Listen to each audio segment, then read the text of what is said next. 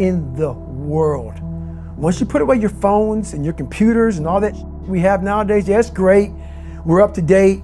But your brain is the only thing you have when you're going through depression, when you're going through hard times, when you're going through death, real life. You can't Google that, man. You're alone. You're alone. You may have a shrink you're going to, you may have a best friend you're going to, but there's 24 hours in the day where you're alone in this brain, and your brain is talking to you in all kinds of ways, and it wants to control you and pull you in these different pockets. If you can't control your own brain and your brain controls you, you got to tell your brain where you want to go and how you want to go and how you want to get there. You got to control it. If not, it's over. What existed for me was, okay, man, how am I gonna make this work? And all I knew back then was hard work. The only way anything gets accomplished. That's all I heard back in those days. You gotta work hard. You gotta work hard. I'm not getting I can't get this paragraph. I can't remember what the is in this paragraph to pass this test to get in the military. Read it again. Still not getting it. Read it again. But if you're not getting it, write it out. And that's how I started learning. Okay, well, I gotta write out everything I do.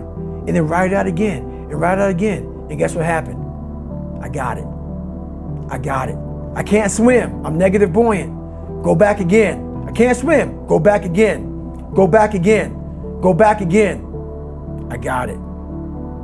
I realized if I keep going back and going back and going back until the just becomes, your mind will say, okay, we're gonna figure it out, because he is not going to stop. It's not like I'm gonna try one more time. No, it's just like alarm clock goes off, boop, we're going back. I can't read right, we're going back. I gave myself no way out, and my mind realized that. They said, okay, we're gonna adapt and overcome now. Like a lot of people say, trying hard. Your mind knows, man. It knows this guy's bullshitting me, man. This guy's lying. There's no truth behind it. When I was in Navy SEAL training, people go, how were you there for 18 months? The program was only 6 months long. You were in 3 hell weeks in 1 year. No one's ever done that. How did you do that? I talk about the new norm. When I lived in a $7 a month place when I was growing up for a short period of time, I loved it. I didn't know any different. That was my norm.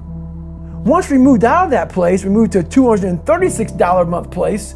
I was like, I never want to go back to that little piece of shit. But if you go back to that $7 a month place and you realize this is where I live, this is all I got, your mind says, roger that, this is home. So when I was going through Navy SEAL training for 18 months and going back through all the hard parts over and over again, I told myself after the first time, I knew it was gonna be a long journey there. My body was breaking down. It was just how it was going on. I said, you know what, this is my new norm. So my mind said, it's like going to work. Like you go to work, you put your suit and tie on, I go into suffering every day. Every day, suffering, being broken, duct taping my feet up, stress fractures, shin splints, being broken. This is my new norm. And your mind says, if we're not broken, this ain't normal.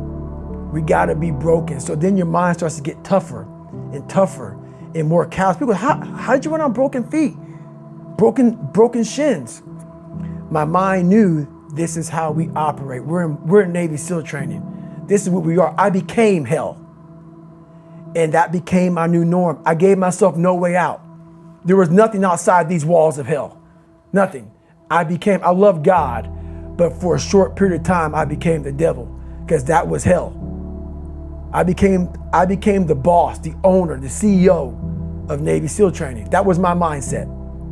And that's how you get through things. You immerse yourself in wherever it is, and you become that. You become that and give yourself no way out. When I was 297 pounds and I was fat as hell trying to be a Navy SEAL, the scariest thing in the world to me, even to this day, was that could have been the rest of my life. I thought then I was trying hard. That's the scariest thing in the world. I thought then, 297 pound, working for Ecolab, spraying for cockroaches, making $1,000 a month. I thought that was me at my 100% potential. Come to find out, a few years later, I wasn't anywhere near that. 106 pounds less, graduated Navy SEAL training, went on to do all these other things. Looking back on that, that was me trying hard. That's why people gotta understand, what is in us, we have no idea until we start trying hard. And I mean really trying hard, where you're obsessed with, hey, this is my new norm. My new norm is that, wow, this isn't always fun. It's not always meant to be fun. And that's when you know you're trying hard. People hear my story and think this guy is sadistic. I realized how the brain works. I figured out how the brain works. I'm a scared kid, and that's what gives me so much power. I had no foundation, and I built this off of just researching the mind. The feeling you get is basically invincibility. You realize that you can't do it all the time. When you need to do it, I know I can go to a place that I can live in. And when you know that you can run on broken legs and you can do certain things that a lot of people can do, but they're not willing to do, this power, this sympathetic nervous system of fight or flight, and you're fighting, it gives you this charge of energy of when you're sitting there at 3:30, 4 o'clock in the morning and you're duct taping your feet up because they're broken, and you're doing it by yourself, and you're going through arguably one of the hardest training in the world. And these guys, most of them are healthy, and you're going through it broken, and you're already at a disadvantage, but you're still there. You can feed into that and tap into that for a lot of power. But if you look at it, well, I'm broken, man. I'm not gonna make it.